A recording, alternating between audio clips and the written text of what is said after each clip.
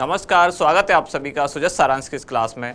इस क्लास में हम पढ़ते हैं राजस्थान का करंट अफेयर्स और आधार होता है हमारा राजस्थान सरकार की सुजस पत्रिका, जो कि राजस्थान सरकार के सूचना एवं जनसंपर्क विभाग द्वारा प्रतिदिन प्रकाशित की जाती है। शुरुआत करते हैं हेडलाइंस के साथ। सबसे पहली जो न्यूज आप देख पा रहे हैं वो है राजस्थान में सभी तरह के कैंसर का निःशुल्क इलाज। तो ये जो इलाज है यानी कि कैंसर का जो इलाज है वो चिरंजीवी स्वास्थ्य बीमा योजना के अंतर्गत भी अब लाया गया है। पहले से भी इसमें था, तो इस तरह की और भी बहुत सारी जो बड़ी बीमारियां हैं वो भी चिरंजीवी स्वास्थ्य बीमा योजना के अंतर्गत उनका इलाज किया जा रहा है। साथ ही जयपुर में या स्टेट कैंसर इंस्टीट्यूट में दूसरे राज्यों से जो मरीज आ रहे हैं उनका भी यहाँ उपचार संभव हो पा रहा है। अब चलते हैं आगे अगली न्यूज की तरफ, वो देखते हैं क्या है कि दिव्यांग श्री शांतिलाल को रोजगार मिलेगा। तो ये कौन सी व्यवस्था में? ये है त्रिस्तरीय जन सुनवाई व्यवस्था के तहत इनको रोजगार दिया गया। इनके साथ ही दिव्यांगजनों के लिए राज्य सरकार द्वारा एक और कार्यक्रम चलाया जा रहा है जिसका नाम दिया गया मिशन 392, यानी कि जो 392 तहसील है राजस्थान की, तो हर तहसील स्तर पर दिव्यांगजनों की सुनवाई की जाती है, जिसका नाम दिया गया दिव्यांगजन आयुक्त आपके द्वार कार्यक्रम। तो उस तरह से भी यानी उस कार्यक्रम में भी दिव्यांगजनों की सुनवाई होती है और साथ ही जो त्रिस्तरीय जन सुनवाई व्यवस्था है उसके तहत भी सुनवाई की जाती है। इधर आप एक न्यूज़ देख पा रहे हैं, किससे संबंधित है? किसानों से संबंधित एक एडवाइजरी है राज्य सरकार द्वारा। तो जैसा कि इस बार बारिश थोड़ी अच्छी हुई है, तो अच्छी बरसात होने के कारण समय पूर्व थोड़ी सी फसल की बुवाई होनी शुरू हो गई है। तो यूरिया की डिमांड ज़्यादा है और सरकार के पास जो यूरिया उपलब्ध है वो थोड़ा कम है, यानी कि जितनी आपूर्ति चाहिए उतनी है नहीं। तो उसके संबंध में ये एडवाइजरी जारी की गई है। अब बढ़ते हैं आगे अगले पेज की तरफ। यहाँ है मुख्यमंत्री कृषक साथी योजना। इस योजना की घोषणा की गई थी जो बजट 2021-22 था। इस योजना के क्या क्या प्रोविजंस हैं उनको आज डिटेल में देखेंगे। इधर आप देख पा रहे हैं इंदिरा रसोई योजना, तो इसको पहले भी हम 2-3 बार देख चुके हैं। आज इस योजना के बाकी के प्रावधान है वो पढ़ेंगे। अगले पेज पर हम चलते हैं राजीविका सम्मेलन। तो राजीविका के बारे में हमने कल ही पढ़ा था कि कब शुरू हुआ, अक्टूबर 2010 में, वर्ष 2010 में। कहाँ से आज दिया हुआ है? तो बांसवाड़ा से। पूर्व प्रधानमंत्री श्री राजीव गांधी के नाम पर शुरू की गई है योजना, जिसमें हमने 3 शब्द खास पढ़े थे। एक तो राजीविका का जब भी नाम आएगा मतलब ग्रामीण क्षेत्र से संबंधित, दूसरा महिलाओं से संबंधित और तीसरा रोजगार यानी कि आजीविका से संबंधित, ये इसमें खास पॉइंट है। और इधर है यूरिया डीएपी के साथ टैगिंग कर अन्य उत्पाद बेचने पर कार्रवाई होगी। अगले पेज की तरफ बढ़ते हैं। राजस्थान रोडवेज की सभी सेवाएं अति आवश्यक घोषित कर दी गई हैं। ऐसा क्यों किया गया? क्योंकि सरकार को आशंका है कि जो रोडवेज के कर्मचारी हैं वो हड़ताल पर जा सकते हैं और हड़ताल से जो आम जन है या जो जनता की व्यवस्थाएं हैं, परिवहन की जो व्यवस्था है वो प्रभावित ना हो, इसलिए आगामी 6 महीने के लिए अब जो राजस्थान रोडवेज की सभी सेवाएं अति आवश्यक घोषित कर दी गई हैं। इधर जो आप देख पा रहे हैं ये स्टार्टअप से संबंधित एक चीज़ है, एक न्यूज़ है। स्टार्टअप्स को लेकर साथ ही डिजिटलाइजेशन या कि इलेक्ट्रॉनिक प्लेटफॉर्म को लेकर सरकार लगातार बहुत ज़्यादा प्रयास कर रही है। और जैसा कि अभी 2 जो है राजस्थान डिजीफेस्ट आयोजित किए गए, एक अगस्त में किया गया जो जयपुर में था और एक अभी संपन्न हुआ यानी नवंबर में जोधपुर में। इधर एक आई स्टार्ट कार्यक्रम के तहत बताया गया है कि 3000 से अधिक स्टार्टअप रजिस्टर्ड हुए हैं। तो आई स्टार्ट कार्यक्रम के बारे में भी आज सामान्य सी जानकारी लेंगे। देखते हैं हमारा इंडेक्स क्या क्या है, कौन सी चीज़ें हैं जिनको हम डिटेल में पढ़ने वाले हैं। ये है मुख्यमंत्री कृषक साथी योजना, दूसरी है आई स्टार्ट कार्यक्रम, तीसरा इंदिरा रसोई योजना और चौथी त्रिस्तरीय जन सुनवाई व्यवस्था। शुरुआत करते हैं सबसे पहले मुख्यमंत्री कृषक साथी योजना।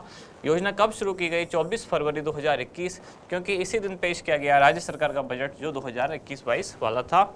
और मुख्यमंत्री ने बजट भाषण के दौरान ये घोषणा की कि ये योजना मैं मुख्यमंत्री कृषक साथी योजना लागू करने की घोषणा करता हूँ। यानी कि योजना कब से शुरू हुई है? 24 फरवरी 2021। और इसका उद्देश्य क्या है? कृषकों तथा पशुपालकों की आय में वृद्धि और उनका समग्र विकास करना या समग्र विकास सुनिश्चित करना। सामान्य सी बात है, मतलब उनकी आजीविका के अवसरों में आय में वृद्धि करना। बजट आवंटन, इसका बजट आवंटन के लिए अलग से एक कोष बनाया गया जिसको नाम दिया गया कृषक कल्याण कोष। तो उसी के द्वारा इस योजना को बजट प्रदान किया जाता है। विशेषताएं क्या हैं? तो कृषक कल्याण कोष के माध्यम से आगामी 3 वर्षों हेतु, और ये 3 वर्ष कब से गिने जाएंगे? 2021-22 के बजट वाले वर्ष से। आगामी 3 वर्षों हेतु अनुदान आधारित मुख्यमंत्री कृषक साथी योजना लागू की गई। इस योजना के तहत 3 लाख किसानों को निःशुल्क बायो फर्टिलाइजर और बायो एजेंट्स दिए जाएंगे। 1 लाख किसानों के लिए कंपोस्ट यूनिट की स्थापना की जाएगी। अगले पेज पर बढ़ते हैं। 3 लाख किसानों को माइक्रो न्यूट्रिएंट किट दिए जाएंगे। सामान्य सी लाइनें जो केवल फैक्चुअल चीज़ें हैं। 5 लाख किसानों को उन्नत किस्म के बीज वितरित किए जाएंगे। 30,000 किसानों के लिए डिग्गी व फार्म पॉन्ड बनाए जाएंगे। क्या होता है?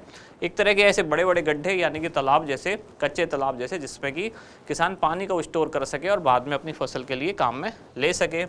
1,20,000 किसानों को स्प्रिंकल व मिनी स्प्रिंकल, इसको एक तरह से आप फव्वारा समझ सकते हैं, वो दिए जाएंगे। 120 फार्मर प्रोड्यूसर ऑर्गेनाइजेशन यानी कि FPO का गठन किया जाएगा और उनका सुदृढ़ीकरण किया जाएगा। इसके अंतर्गत उत्पादों की क्लीनिंग होगी, ग्राइंडिंग होगी और प्रोसेसिंग होगी। इनकी प्रोसेसिंग की इकाइयाँ स्थापित की जाएंगी ताकि किसानों को उनके उत्पादों का उचित मूल्य प्राप्त हो सके। और इन सब कार्यों पर कुल जो बजट है वो कितना है? 2,000 करोड़ रुपए। इसमें जो भी सारे प्रावधान लिखे हुए थे, ये बजट जो 2021-22 वाला था, यानी कि 24 फरवरी 2021-22 को जो बजट पेश हुआ, तो ये उसी के सारे प्रावधान यहाँ एज इट इज़ लिखे गए हैं। अगली जो योजना है या अगला जो कार्यक्रम है वो है आई स्टार्ट कार्यक्रम। कौन से विभाग द्वारा शुरू किया गया था? सूचना प्रौद्योगिकी एवं संचार विभाग, राजस्थान सरकार द्वारा, जिसका उद्देश्य क्या है? राजस्थान में युवाओं को स्टार्टअप स्थापित करने के लिए प्रोत्साहित करना और साथ ही राज्य के सभी वर्गों के व्यक्तियों के लिए रोजगार के नए अवसर सुनिश्चित करना। 2 चीज़ें खास हैं, एक तो स्टार्टअप्स और एक रोजगार। स्टार्टअप होगा तो रोजगार उसमें अपने आप ही इंक्लूड हो ही जाएगा। तो राजस्थान डिजी फेस्ट बार बार चर्चा में रहा, इसलिए ये भी एक इम्पोर्टेंट क्वेश्चन बनता है और ये मेन एग्जाम में पूछा भी गया है। अगली योजना है इंदिरा रसोई योजना। इसको पहले भी हम कई बार पढ़ चुके हैं, आज केवल एक तरह से इसको रिवाइज करेंगे। जैसे कि इसका संकल्प वाक्य आया है, कोई भी भूखा नहीं सोए। प्रारंभ कब किया गया? योजना का प्रारंभ हुआ 20 अगस्त 2020 को। 20 अगस्त को मैंने बताया था क्या होता है? राजीव गांधी की जयंती। 19 नवंबर को क्या होता है? इंदिरा गांधी की जयंती। तो राजस्थान सरकार के बहुत सारे कार्यक्रम या बहुत सारी योजनाएं इन 2 डेट्स में आपको मिलेंगी। एक तो है 20 अगस्त और एक 19 नवंबर।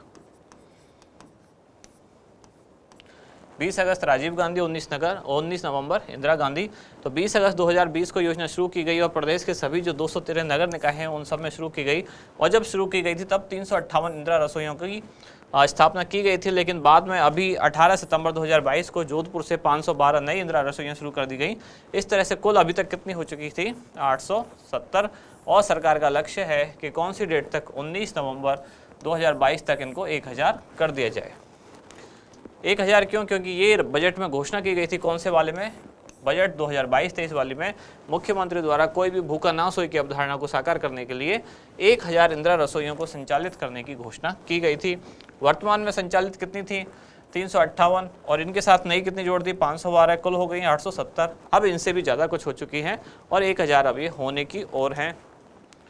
प्रमुख विशेषताएं क्या हैं? इसमें 8 रुपये में शुद्ध, ताज़ा एवं पौष्टिक भोजन मिलता है। इस 8 रुपये में 17 रुपये जो थाली है वो अनुदान दिया जाता है सरकार द्वारा। यानी कि थाली की कुल कीमत कितनी होती है? तो 8 रुपये व्यक्ति द्वारा और 17 रुपये उसमें सरकार के होते हैं, यानी कि कुल कीमत होती है 25 रुपये, जिसमें से लाभार्थी को केवल 8 रुपये देने होते हैं। 17 रुपये सरकार द्वारा खुद भरे जाते हैं। तो योजना प्रतिवर्ष 100 करोड़ रुपए के बजट का प्रावधान है। थाली में भोजन क्या होगा? 100 ग्राम दाल, 100 ग्राम सब्जी, 250 ग्राम चपाती और अचार। और मॉनिटरिंग या इसकी जो स्थान होगा या मेन्यू होगा या भोजन का समय होगा, इसके चयन की स्वतंत्रता किसको होगी? तो जिला स्तरीय समिति द्वारा ये सब किया जाएगा। भोजन का समय क्या होगा? तो लंच होगा सुबह 8:30 से लेकर 1 बजे तक और डिनर होगा शाम को 5 बजे से 8 बजे तक। प्रत्येक रसोई संचालन हेतु एक मुश्त 5 लाख रुपए तथा फिर आवर्ती रूप में यानी कि प्रतिवर्ष उनको 3 लाख रुपए मिलते रहेंगे। 5 लाख एक बार में और फिर हर साल 3 लाख रुपए एक रसोई को प्रदान किए जाएंगे। नोडल एजेंसी तो नगरीय विकास एवं आवासन स्वायत्त शासन विभाग के अधीन ये नोडल एजेंसी कार्य करती है। मॉनिटरिंग यानी कि संचालन इसका किसके द्वारा किया जाएगा? तो जिला और राज्य स्तरीय जो समितियां होंगी, प्रबंधन व मॉनिटरिंग समिति, वो इसका संचालन करेंगी और स्थायी एजेंडा के माध्यम से भोजन की नियमित समीक्षा की जाएगी। अगली न्यूज है त्रिस्तरीय जन सुनवाई व्यवस्था। इसको भी हमने 2 दिन पहले पढ़ा था। त्रिस्तरीय जन सुनवाई व्यवस्था में क्या होता है? सुनवाई के 3 स्तर तय किए गए हैं और ये 3 स्तर कौन कौन से हैं? पहला स्तर जो आप यहाँ देख रहे हैं, पहला स्तर है ग्राम पंचायत का स्तर, दूसरा स्तर है उपखंड का और तीसरा स्तर है जिला का स्तर। तो ग्राम पंचायत स्तर पर सुनवाई कब होगी? तो हर महीने के पहले गुरुवार को, उपखंड स्तर पर दूसरे गुरुवार को और जिला स्तर पर तीसरे गुरुवार को।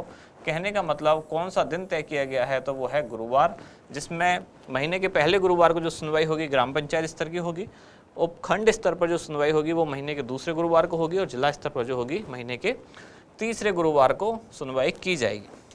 लास्ट में हम देखते हैं क्वेश्चन। आज का प्रश्न क्या है? राज्य सरकार द्वारा त्रिस्तरीय जन सुनवाई व्यवस्था हेतु सप्ताह के कौन से दिवस को तय किया गया है? तो ये तो अभी अभी हमने पढ़ा ही, कौन सा दिवस तय किया गया है? सोमवार, गुरुवार, शनिवार या शुक्रवार? इसका उत्तर बताएं कमेंट्स में। और लास्ट में एक जानकारी, जो कि सेकंड ग्रेड परीक्षा से पहले परीक्षा का आयोजन किया जाने वाला था, उसकी डेट थोड़ी चेंज हो गई है। साथ ही रजिस्ट्रेशन के लिए भी जो डेट है वो भी पोस्टपोन कर दी गई है।